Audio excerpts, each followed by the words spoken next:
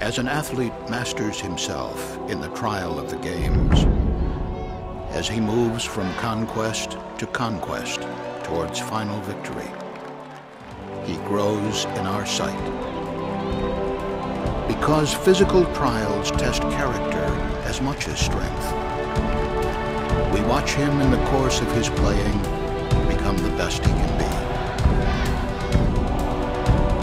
The miracle he works for us is to bring forth into daylight, into achievement, into public applause, the latent promise he has as a man and as a citizen.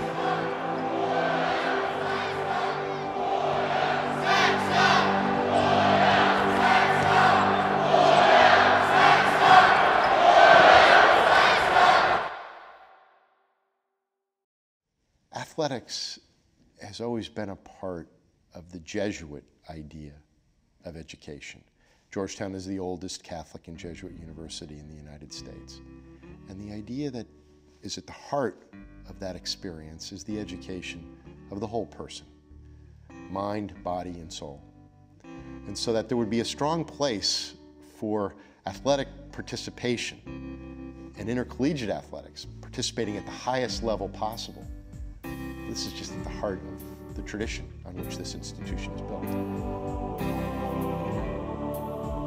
Although I was considered a part-time coach, it was a full-time job. But I loved every minute of it. Under Coach Tom O'Keefe, the recruiting stepped up, brought in players like Paul Tagliabue and Jim Carino and Jim Barry and Jimmy Brown. And the program went up a notch, but the frustration was still there. But there were some great moments. For example, in the 1963-64 season, Georgetown was invited to the Quaker City Classic in Philadelphia, playing the Palestra. You know, Georgetown played in a little gym with 3,600 seats. You go to the Palestra, that's a pretty big deal. We were supposed to be cannon fodder for the defending national champion, Loyola Chicago. They were undefeated, they were big and talented. So for me, I had played maybe 3 or 4 games prior to that, and here you are going against a whole bunch of All-Americans, defending national champions. Before the game, we were up listening to the radio broadcast. We had the radio on, and everybody said, well, this is a breather for Loyola. You know, they should win this game by 20 or 30 points. All my players happened to hear that too, you know, so I didn't have to really motivate them. As he was reading the scouting report, he stopped midway and took a look at us, and he realized he was scaring the hell out of us because it was so glowing. So he ripped up the scouting report and said, oh, let's just go play. They were good players in their own right, but we also knew that they had to play almost a perfect game. Well, I don't know if it was a perfect game, but they sure played close to perfection.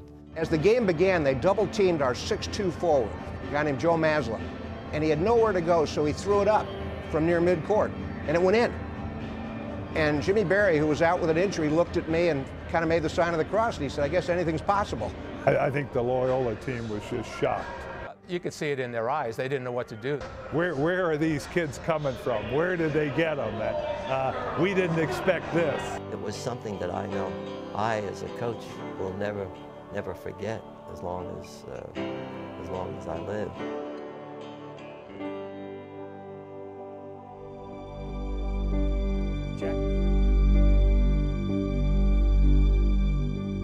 Syracuse had won 57 straight games, and it was their last game. And basically, they wanted to close the fieldhouse before moving into the Carrier Dome on a winning note. And it had a notorious reputation for being a place where you couldn't beat Syracuse. I mean, it was just loud and rowdy. Syracuse at halftime had a 14 or 15-point lead, and as they're approaching halftime, the Syracuse players are showboating. And you could hear the Syracuse crowd starting to sing Auld Lang Syne. The place was packed. We played and went up and down the floor. We chip away, and we chip away, and we chip away. And the next thing you know, we're coming down to the end of the game. The score is tied. Sleepy Floyd's got the ball. He gets fouled. He makes both free throws. Game over. We win. And the place was just stunned. And boy, was I glowed. And we went to the press conference. I couldn't wait to get in there. I could not wait to get in there. I had it ready. So when I walked up there, I said, gentlemen. Manley Fieldhouse is now officially closed. Manley Fieldhouse is officially closed. Gentlemen, Manley Fieldhouse is officially closed.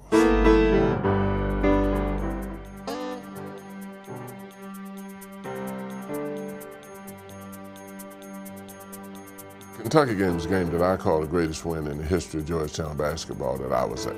That Kentucky team at the Twin Towers was being praised for being the best team in the history of basketball. Kentucky had the Twin Towers of Mel Turpin and Sam Bowie.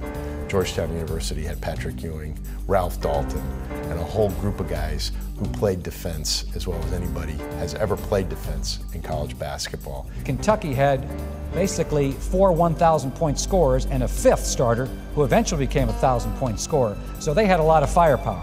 With about 4 minutes to go in the first half, we're down 12 points. Turpin joins his range. That's his shot. We were behind. We made a big run just before the half. Jackson penetrates the green. He almost brought it. Michael Jackson threw a beautiful pass to Michael Graham, and he dunked it just before we went in at halftime. And I remember walking off the floor and said, we can beat these guys. You know, so we went in the locker room and we came back out and the kids just shut them down. Halftime for a couple of points. Bowie had to shoot over Ewing. They shoot it over him again, and they cannot get the ball in the hole. To make a move here. Field, Walker has the rebound, and all of a sudden it's batted away.